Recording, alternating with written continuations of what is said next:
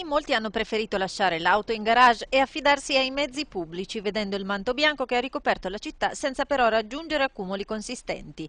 La viabilità del capoluogo euganeo è rimasta sotto controllo, qualche disagio nelle strade interne, ma Padova è risultata comunque tra le città più bersagliate dalla neve e dal vento che quasi in forma di burrasca hanno colpito tutto il Veneto. Ho lasciato l'automobile a casa. Prendo il tram che ogni 3 minuti dovrebbe passare.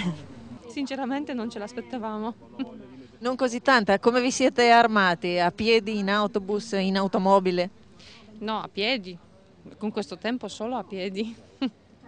Diciamo che sono passati, hanno gettato un po' di sale, un po' di sabbia. È praticabile, le strade principali sono praticabili, la provinciale è praticabile, quella interna è un po' meno. D'altronde chi prevedeva in marzo una giornata del genere?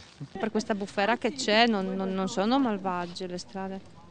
L'avevano annunciata ed è arrivata, ma non solo a Padova. La neve ha imbiancato tutte le città del Veneto e del nord Italia, che ora si trova a dover fare i conti non soltanto appunto con la neve, ma anche con i forti venti.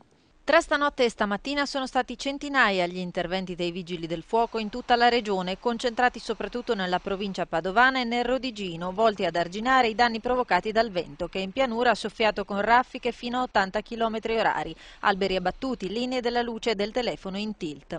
A Venezia, oltre ai danni ai tetti, si è ripetuto il fenomeno eccezionale dell'acqua alta e della neve contemporaneamente.